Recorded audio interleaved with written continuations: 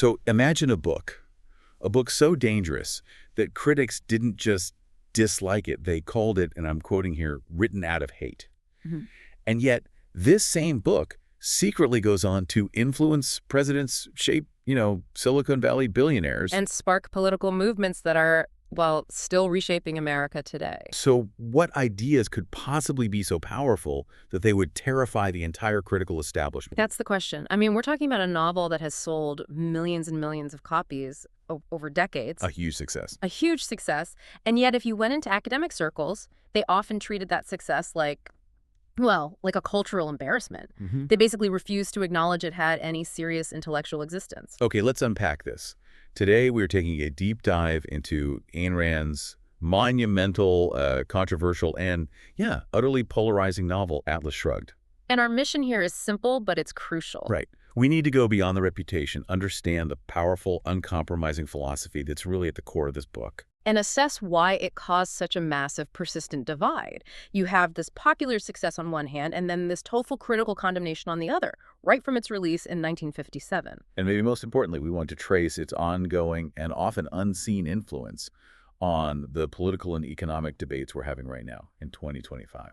We're drawing from a lot of different analyses of the novel for this. We're focusing purely on its philosophical ideas, its historical reception, and, its unique literary craft. We want to be really clear here. We are examining the ideas themselves. Exactly. The arguments Rand presents, the way her fictional world works, we are not endorsing any specific political viewpoint. We're treating this as essential intellectual history, no matter where you stand on its very controversial claims. Because if you want to understand the intellectual fuel that's powering modern debates about regulation, innovation, and wealth, you have to engage with this source material. Because honestly, whether you personally cherish it or dismiss it as execrable claptrap, you just can't discuss modern capitalism or entrepreneurship without running headlong into the ideas in these pages. It is a foundational text for a huge, powerful segment of American culture. So we have to start with the fundamental question that should guide you through this dive. Are you, right now, living in Atlas Shrugged's world? Let's start with the drama. Yes, let's. Because when this, 1,200-page book hits the shelves in 1957, it wasn't just reviewed, it was attacked. Viscerally attacked. We're talking about an immediate, almost moralistic negative reaction from the cultural establishment that is just, it's rare. That visceral response is really key to understanding why the book has lasted, isn't it? The hostility was just merciless. It was personal. Oh, absolutely. Think about the language they used. The New York Times, which is usually pretty measured, dismissed the work as execrable claptrap. Wow. Claptrap, right. And other powerful critics didn't hold back either. They called it a nightmare, a novel of ideological frenzy, and sometimes much worse. And they weren't just criticizing the writing style. No, not at all. They were attacking the moral premises of the entire work. So what was the core of that critique? It wasn't just that it was a long book or that the characters felt a bit stiff. It was the fundamental idea that offended them. Absolutely. The literary establishment of the late 1950s, and remember, many of them leaned toward various forms of liberal or, socialist collectivism. They read Atlas Shrugged not as a story, but as a direct assault on the very concept of altruism and social responsibility. The things they valued most. Precisely. Critics condemned what they saw as its coldness. They argued it was written out of hate for the weak or for the less productive. It was seen as this unvarnished, unapologetic defense of selfishness, which to them was just fundamentally anti-civilization. Yet, and here is the spectacular paradox that makes this whole story so fascinating.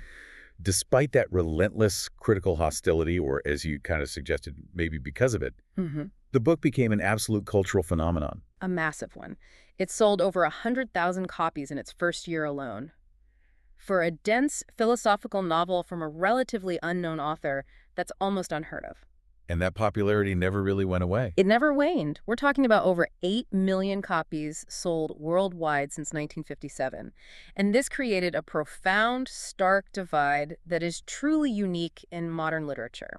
So on one side, you have the academics, the literary circles, who either completely ignored it or just condemned it. And on the other, millions of readers, particularly entrepreneurs, engineers, successful business people. They passionately embraced it. And what did those readers find in it? It seems like they found philosophical ammunition. That's a perfect way to put it. These were successful individuals who, in 1957 America, were constantly hearing from intellectuals and the media that their success was somehow morally questionable. That they should feel guilty for being prosperous. Right, or that they owed their lives to the collective. And then Rand comes along and presents this radically different vision. She gave them a framework that didn't just justify their success, but celebrated individual achievement as the highest moral virtue. So this book wasn't just entertainment for them. It was a rallying cry. It was, and it created that intense polarization precisely because its message was so uncompromising. It was a passionate, explicit defense of individualism and free market capitalism, which stood in direct, hostile opposition to the collectivist and New Deal trends of the era. It challenged centuries of Western moral thought that prioritized self-sacrifice. To truly grasp the intensity of that message, you really have to understand the author herself. Ayn Rand, who was born Elisa Zinovievna Rosenbaum in St. Petersburg, Russia in 1905. She didn't arrive at these ideas just through, abstract study. Her entire worldview was forged in a crucible of deep personal and political trauma. That biographical context is it's absolutely essential, isn't it? She saw firsthand the devastating real-world consequences of collectivist ideology after the Bolshevik Revolution. This wasn't a theory for her. This was her life. Right. Imagine her experience. Her family was solidly middle class. Her father had built this prosperous life running his own pharmacy. A business he built himself. Exactly. And then suddenly, during the revolution, that private business is just confiscated. It wasn't just a business loss, it was the annihilation of all the value her father had created. It plunged the family into immediate poverty and stripped them of their autonomy. That must have created such an overwhelming sense of frustration and just utter powerlessness. She saw this direct link between the destruction of private property rights and the destruction of the individual spirit. Precisely. She watched individual initiative get crushed under the weight of state control. Productive citizens, like her father, were vilified just for being successful. They were labeled enemies of the people. Right. And the economic collapse that followed, the starvation, the failing infrastructure, she saw all of that as the logical consequence of destroying the moral framework that respects achievement. So the core lesson she took away from her youth was this profound moral horror of a system that destroys the productive individual for the sake of an undefined collective. This wasn't an abstract political theory for her. It was a mandate for survival. That devastation is what fueled her escape. In 1926, at age 21, she fled Russia for America. And she had this burning determination to warn the world about the horrors of unchecked collectivism. She changed her name to Ayn Rand, headed to Hollywood to try screenwriting, and began developing her philosophical system through her fiction. Her earlier novels, like We the Living and Fountainhead, they explored these themes of individualism versus conformity. Right, establishing the producer, the creator, as the heroic figure. But Atlas Shrugged was the culmination of her life's work. It was her philosophical magnum opus, the complete integration of her philosophy, which she called objectivism, into a narrative form. And what a monumental effort it was. The sources talk about 12 grueling years writing this novel. 12 years. This wasn't a quick sprint. It was an endurance marathon. She was working 18-hour days sometimes, sacrificing her personal life, even her health, to get this vision of societal collapse and rebirth onto the page. Her intensity was legendary. It bordered on obsessive. She saw this novel as her most important purpose in life, and she approached it with this meticulous dedication that would rival any serious scholar. I read she did incredibly detailed research to ensure the technical accuracy for her fictional world of railroads and steel mills. Oh, she did. Meticulous research. She conducted detailed interviews with engineers and executives.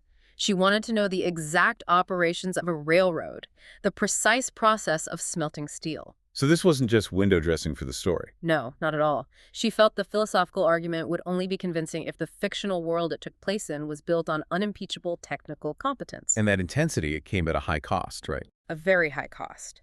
Her husband, Frank O'Connor, he would often describe finding her just collapse from sheer exhaustion at her typewriter. It was a testament to the emotional and physical toll of maintaining that level of creative and intellectual output for over a decade. Because the goal wasn't just to tell a story, it was to fully integrate her philosophy into every single layer of the narrative, to make these abstract ideas concrete through compelling characters and dramatic, realistic, technical settings. Okay, let's pull back for a second and set the historical scene for the book's debut. 1957 was not a quiet, comfortable year in American history. Not at all. It was a charged, pivotal atmosphere, and Atlas Shrugged landed right in the middle of this deep national tension and intellectual unease. Just think about the global stage. The Cold War was escalating dramatically. You had this existential tension between Western capitalism and Soviet communism. And then that year, the Soviet Union launches Sputnik. Right. That one single shocking event completely shattered the U.S. perception of its own technological superiority. It introduced the very real specter of nuclear annihilation and global ideological defeat into daily life. The fear was palpable. And the immediate American reaction wasn't just about technology, it was existential. You know, why are they ahead of us? Does our system lack the focus or the discipline of the Soviet system? This external tension fostered immense internal pressure for ideological conformity. Exactly. The shadow of McCarthyism was still looming. It had created this atmosphere where any kind of nonconformity, especially questioning established social structures, could be viewed with suspicion. People felt pressured to align themselves ideologically, and many were leaning towards centralized planning or consensus-driven thinking as a response to the perceived Soviet threat. And then you layer in this economic paradox. Post-war prosperity was booming, reaching levels no one had ever seen. Yet ironically, this material success led a lot of intellectuals and academics to question whether all this wealth was morally justified. And their response was often to embrace expanded government control, social welfare planning, or some form of mild socialism. There was this pervasive intellectual guilt about prosperity, especially if it was seen as excessive or unshared. And into this environment where the intellectual consensus favored collective planning and often viewed profit with suspicion, Rand drops her literary bombshell. Well, think about the other big novels of the 1950s. Kerouac's On the Road was critiquing societal norms and looking for inner rebellion. White's The Organization Man was lamenting corporate conformity. And Rand just fundamentally rejected all of those critiques. She didn't lament conformity. She lamented the lack of principled individualism. She didn't critique materialism. She celebrated the productive achievement that made material wealth possible. She defended, unapologetically, the moral right to pursue your own happiness and wealth. Which made the book perfectly calibrated to appeal to a specific, very powerful demographic. Successful Americans and entrepreneurs who felt intellectually isolated by the culture. And frankly, who felt guilty about their own achievements. Rand offered them this comprehensive philosophical framework that not only justified their success, but morally celebrated it. It was the perfect piece of intellectual, countercultural ammunition for anyone who saw expanding government regulation as fundamentally wrong-headed and destructive. Before we get into the deep philosophical stuff and plot specifics, let's frame the narrative itself. For anyone who hasn't read it, Atlas Shrugged is basically structured as a mystery wrapped in an epic industrial thriller. Right. It's organized in 3 distinct parts, and it chronicles society's logical slide toward total economic and social collapse. And the central puzzle, the thing that drives the entire 1,200 pages, is the identity of one man, John Galt. His name, before he ever even appears as a character, becomes this kind of cultural catchphrase. It expresses this profound philosophical weariness. Who is John Galt? That's what people ask when they're confronted with inexplicable problems. It's like a rhetorical expression of helplessness and resignation, representing humanity's abandonment of reason and effort. So the entire mystery of the novel is about finding out who he is, why his name became shorthand for despair, and, most pressingly, why the most brilliant and productive minds in the world are just vanishing. Exactly. The inventors, the industrialists, the creators, they're all disappearing without a trace, which is accelerating society's disintegration. And the novel opens right on the brink of this disaster, with Dagny Taggart at the center. She's the vice president of Taggart Transcontinental Railroad, and she's desperately trying to hold her vast, crumbling transportation empire together. It's the literal backbone of the faltering nation. And she's driven not by a sense of duty or sacrifice, but by this passionate, almost aesthetic joy in productive achievement and operational excellence. But the world is fighting her at every single step. As the economy disintegrates and as government control tightens in response to the crises, the most capable people start to disappear. A brilliant inventor of a revolutionary new motor just vanishes mid-discovery. A talented copper industrialist abandons his fully functioning factories. These departures aren't just isolated incidents. They systematically accelerate society's slide into chaos, causing critical infrastructure to fail. But Dagny is relentless in her investigation. She refuses to accept that these disappearances are just random. And the mystery deepens as she starts finding these cryptic clues that hint at some vast, coordinated pattern. There are recurring references to something called Galt's Gulch, a cigarette stub with a gold dollar sign on it. And a mysterious business card for a company that doesn't seem to exist in the real world. So her journey takes her through this truly nightmarish landscape of failing infrastructure, collapsing bridges, and these increasingly desperate government attempts to control the crisis. The key insight here is that the physical collapse of the economy is really a mirror for the moral and philosophical collapse of the people running it. The world is failing because the minds are leaving. Okay, we need to pause here and give a really clear warning. The following section contains major defining spoilers about the plot and the ending of Atlas Shrugged. Absolutely. If you plan to read the novel and you want the mystery of who John Galt is to be preserved, you might want to skip ahead about 5 minutes or so. All right. The novel's plot progression is designed not just to entertain, but to horrify. Rand uses these spectacular, visceral disasters to showcase the direct, unavoidable consequences of abandoning rational competence in favor of political considerations or the common good. And these are not just accidents. They are object lessons in philosophical failure. Take the devastating tunnel collapse, which kills hundreds of people. That disaster is traced directly back to bureaucrats who overrode expert engineering judgment, which prioritized safety and efficiency with political expediency and favors. The system is shown to reward incompetence and punish expertise. Exactly. And we also see the destruction of Hank Rearden's revolutionary steel alloy rooted in metal. This superior product is systematically undermined, not because it's technologically flawed, but because envious competitors use government power and regulation to hamstring innovation. To eliminate a superior product from the market. Rand is demonstrating how the hatred of ability can actually weaponize the state. The destruction is cumulative. We see an oil field just burning uncontrollably, which is a clear analogy for the burning of productive resources, while the politicians are debating how to redistribute its wealth and blame speculators. Instead of focusing on the rational task of putting out the fire. Right. Every disaster serves to illustrate what happens when expertise is overruled by incompetent authorities who are motivated by political gain or envy or this misplaced collectivist morality.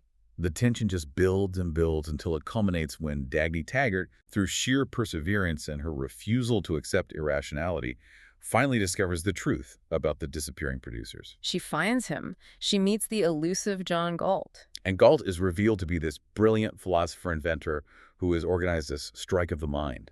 This is the central concept of the entire novel. He has systematically convinced the world's most productive individuals, the thinkers, the creators, the industrialists, to withdraw their intellectual and productive talents completely. Until society agrees to respect individual rights and rational achievement. The strike isn't violent or political in the traditional sense. It is a withdrawal of the intellectual engine of civilization. And where did they go? They retreated to a place called Galt's Gulch. A meticulously engineered hidden community in a Colorado valley. And Galt's Gulch is essentially the physical, fictional manifestation of Rand's ideal society. It's a place where rational people cooperate entirely without coercion. Where voluntary exchange governs all relationships, and property rights are absolute and protected. It's presented as a proof of concept, the only viable model for civilization. This sets the stage for the book's monumental philosophical climax. Galt, having basically engineered the systemic collapse of the non-rational world outside the Gulch, delivers this marathon radio address to the entire nation. It's an extraordinary piece of writing. It runs for nearly 70 pages. And it's often cited as the purest expression of the philosophy. That speech is the core of objectivism, designed to explain the moral foundation of what Rand calls rational selfishness. Galt argues that individuals have the right to exist for their own sake, and that they are not and should never be treated as sacrificial animals for the benefit of others or the collective. And the most iconic, memorable line from that speech, the defining vow that organizes the whole community in the philosophy, is this: I swear by my life and my love of it that I will never live for the sake of another man, nor ask another man to live for mine. Wow. That declaration crystallizes the total rejection of altruism as a moral primary. It defines the pursuit of rational self-interest guided by reason, recognizing reality, and achieving genuine happiness through productive achievement as the highest virtue. It's a sharp contrast with what Rand viewed as the parasitic consumption sanctioned by collectivist morality. Right. And the end of the book shows the world outside the Gulch having completely collapsed, leaving the strikers ready to emerge and rebuild civilization on their terms. Let's turn our attention to the inhabitants of this epic landscape, because Rand wasn't just writing about dry ideas. She created characters who were meant to be living embodiments of those ideas, their philosophical archetypes. Starting with Dagny Taggart, our central heroine, she's the producer heroine. She is a really interesting character because she just defies the norms of 1957 literature. She's driven by this intense, passionate love for her work, the railroad, and this unwavering commitment to excellence. She often succeeds where her male peers fail. And her motivation is the pure, self-generated joy of productive achievement, not a sense of duty or societal expectation. She represents the heroic ideal of the industrialist. Her ambition is almost gender blind, which must have been revolutionary for the time. It was. And even her romantic life is defined by her values. She's naturally drawn to men who embody competence and a dedication to creating value, which reflects her highest ideals and her personal choices. Then there is Hank Rearden, who I think of as the tormented genius. He's the steel magnate, the inventor of the revolutionary metal alloy. And he represents the conflict between the productive mind and societal guilt. Rearden embodies the sheer power of productive genius that the book celebrates, but he is constantly tormented by guilt. He's internalized society's pervasive message that pursuing his own self-interest is morally wrong. Exactly. He believes he owes his success and his product to others, to his manipulative family, to his passive community. His entire character arc is the struggle to reject those crushing moral claims, to finally take pride in his accomplishments, and to reject the demands of those who contribute nothing but demand everything. And John Galt, as we've established, he operates more as a philosophical symbol for most of the book, right? He represents abandoned reason, the missing intellectual engine. He's the organizer, the philosopher of the strike, but for much of the narrative, he really just functions as the ultimate question mark that Dagny is desperately trying to solve. Only when he's revealed does he become a concrete character, the articulate voice of the objectivist philosophy, delivering the sermon of this new morality. Okay, but what about the villains? This is where Rand's philosophy dictated a very specific type of antagonist. They aren't traditional villains who are lusting after money or global domination. They are, in a way, far more chilling because their motivation is the hatred of ability itself. They're embodiments of destructive ideas, not conventional malice. They are ordinary people whose acceptance of collectivist thinking, the idea that the collective good justifies any means, leads them to sanction and participate in systematic destruction. So you have Wesley Moch representing the staggering inertia and sheer incompetence of bureaucracy. And James Taggart, Dagny's brother, who embodies the hatred of ability and the desire to fail because he can't succeed on merit. And Dr. Floyd Ferris, who illustrates the intellectual's conscious betrayal of reason for the sake of power. But this is also where we have to bring in one of the major critical contentions with the book. Well, critics argue that these characters are less complex individuals and more like two-dimensional mouthpieces for opposing philosophies. They're either too perfect or perfectly evil. They lack the gray areas and internal contradictions that define compelling literary characters. That's a fair assessment. It is, and it reflects Rand's purpose. She admitted her goal wasn't psychological realism in the traditional sense, but philosophical realism. Every action, good or bad, is intended to flow logically and inevitably from the character's core philosophical premises. So if your ideas are destructive, your actions must be destructive. The novel functions like a grand demonstration of applied ethics. The engine driving Atlas Shrugged is objectivism, Rand's comprehensive philosophical system, and the novel serves as its full-throated defense and demonstration.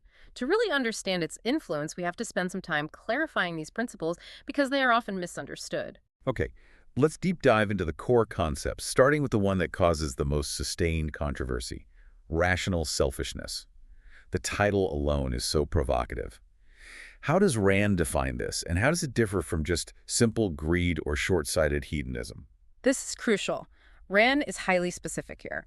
Rational selfishness in her framework is the moral position that the rational pursuit of one's own flourishing, guided strictly by reason and adhering to the facts of reality, is the highest moral virtue. So it's not about doing whatever you feel like in the moment. No, that would be irrational hedonism. For Rand, robbery or fraud would be irrational and therefore immoral because they rely on force and require evading reality. A productive person, acting rationally, deals only in trade. So an act of rational selfishness has to be productive and principled and long-term oriented. It requires acknowledging reality and respecting the rights of others. Exactly. And this stands in direct challenge to centuries of Western morality, particularly Christian ethics, which are based on duty, altruism, and sacrifice.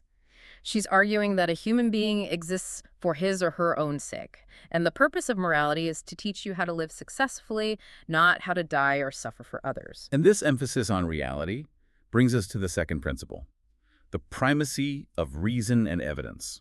This is the bedrock of the whole system. The core belief is an advocacy for reason and evidence as the only guides to truth over faith, feeling, tradition, or social consensus. Facts are facts. Right.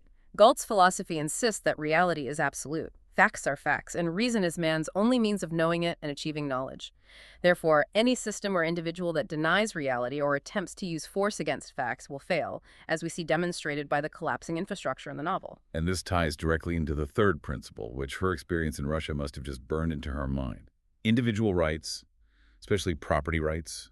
She mounts an intense defense of individual property rights, arguing they are the foundation of civilization itself, because property is merely the material expression of one's productive labor. So to destroy property rights, as she saw happen in Russia, is to destroy the moral incentive and the capacity to produce. Precisely. She contrasts this sharply with collective ownership, showing how the destruction of private property rights inevitably leads to economic collapse and moral disintegration. And this leads us to the fourth key theme, which governs how people should interact: voluntary trade. In a rational society, relationships have to be based on voluntary trade to mutual benefit. If you are rational and productive, the only proper relationship you can have with another person is one of voluntary exchange, value for value, effort for reward, not one of forced sacrifice or dependence. Dependence is seen as morally corrosive to both parties. Okay, so let's talk about her literary technique, because this is what critics often seize upon. Rand is unique in how she blends fiction and philosophy. Oh, very much so. She pioneered this method of making abstract philosophical ideas concrete through highly dramatic, epic fiction. She constructed these scenarios specifically designed not to explore ambiguity, but to illustrate principles in action. Right. When characters face moral choices, the catastrophic consequences they endure follow logically and immediately from their philosophical premises, whether those premises are rational or destructive. This creates this relentless, seamless blend of story and argument that is deeply persuasive to a lot of readers. But this is also the source of that structural critique we mentioned, the inclusion of Galt's 70-page radio speech, which essentially stops the narrative cold to deliver a philosophical lecture. That's true. Critics often see the extensive philosophical exposition delivered through character monologues as a major literary flaw. They argue it sacrifices narrative momentum for ideological instruction. But from Rand's perspective, it was the necessary climax. Exactly. It was the moment the mystery was finally solved and the philosophy was revealed not just as an idea, but as the moral law governing the entire universe she had created. And the structure of the novel itself reflects the philosophy. The three-part organization logically traces the stages of social collapse as rational principles are abandoned. It's like she's proving her philosophy through narrative causality. That's a great way to put it. First, the economy staggers under the weight of regulation and altruistic demands. That's the theme. Second, the productive individuals withdraw. The strike of the mind. That's the motivation. And finally, the entire system collapses, leaving those who depend on others helpless. The result. The novel's structure is essentially a philosophical proof presented chronologically and dramatically. The staying power of Atlas Shrugged is just undeniable. Its influence extends so far beyond literary circles, shaping politics and global commerce for decades. It's a crucial text for understanding contemporary American thought. It absolutely shaped a generation of free market advocates. It provided them not just with economic arguments, but, crucially, with a moral justification for limiting government power and protecting individual rights. It reframed capitalism from a practical necessity to a moral good. The list of influential political figures who cite this book is staggering. You hear Ronald Reagan and Paul Ryan talking about its profound impact. But maybe the most pervasive and enduring political influence came from Alan Greenspan. The man who chaired the Federal Reserve for nearly 2 decades. Exactly. Greenspan was a longtime, intimate member of Rand's inner circle, which they called the Collective. He openly credited the book with teaching him that laissez-faire capitalism was not just economically efficient, but fundamentally morally superior to any alternative system. And this philosophical certainty was applied directly to policy. Yes. When Greenspan opposed financial regulation, it wasn't just based on economic modeling. It was rooted in the moral belief that regulation inherently stunts achievement and punishes competence, an idea taken directly from Atlas Shrugged. That level of philosophical certainty, based on a novel, being applied in the highest halls of economic power is remarkable. It's why understanding Rand is so vital, and the impact on business and tech culture is equally profound, especially in Silicon Valley. Oh, countless entrepreneurs and tech disruptors cite it as an inspiration. Jeff Bezos, founder of Amazon, Travis Kalanick, the controversial founder of Uber, they've both credited the book with shaping their worldview. Why does it resonate so much there? It provides philosophical armor. That's the phrase I've heard. Technology disruptors, whose businesses often challenge established norms and generate massive wealth, they constantly face critics who question the morality of profit, of scale, of their labor practices. Rand's philosophy gives them this uncompromising moral defense. It says their profit is the just reward of their rational achievement, and they owe their critics nothing. Right. It's an ideological framework that celebrates the heroic innovator who succeeds against the system. And despite faculty skepticism, the book remains incredibly popular among business school students. Which demonstrates this ongoing resonance with individuals who are actively involved in creating wealth and innovation and who are seeking a moral justification for what they do. And this brings us right to its contemporary relevance in the 2025 political landscape. The themes feel startlingly current. They absolutely are. The ideological battle lines that were drawn in 1957 between the sanctity of private enterprise and the expansion of government intervention are the same ones being fought today. You see two-party activists carrying signs asking, "Who is John Galt?" Exactly. The book's analysis of how bureaucratic intervention and stifling regulation cripple innovation and production, well, it resonates deeply in an era of increasing control and political polarization all across the Western world. The novel serves as the intellectual bedrock for anyone who believes that private enterprise and the individual producer are under siege by government overreach and the demands of collective sacrifice. It's the narrative foundation for the fight against wealth redistribution and for absolute individual liberty in economic matters. And that is precisely why the novel remains as divisive as it ever was. It is. Academic critics continue to dismiss it as crude, dangerous propaganda. They argue that Rand's ideal society, Galt's Gulch, is fundamentally inhuman and unsustainable because it rejects compassion and charity. Meanwhile, millions of readers find in its pages this powerful defense of rational thinking and individual freedom. It reflects the fundamental, irreconcilable philosophical divide that Rand identified between those who believe individuals exist to serve collective purposes and those who insist that society exists only to protect individual rights. So after this deep dive into the philosophy, the characters, the visceral critical reaction, and the immense shaping influence of Atlas Shrugged, let's distill the key takeaways for you. I think the ongoing philosophical divide remains the most crucial lesson. Whether you agree with Rand or not, reading this book forces you to confront your own foundational beliefs about morality, success, and the relationship between the individual and the state. It challenges the moral premises underlying systems we often take for granted, especially the concept of altruism as an unalloyed good. And for you, the listener, what should you focus on if you choose to engage with these challenging ideas? Well, I'd say focus on the power of the narrative itself. Rand's achievement wasn't just creating the philosophy of objectivism. It was using this massive three-part epic structure, the mystery, the strike, and the revelation, to make that challenging philosophy accessible, visceral, and concrete. She forces you to experience the catastrophic consequences of ideological choices through her character's suffering and triumphs. The book ultimately distills down to a powerful warning that is highly relevant today, especially as governments grapple with economic stagnation and supply chain issues. It poses the ultimate question about social organization and the value of the creator. The warning is clear.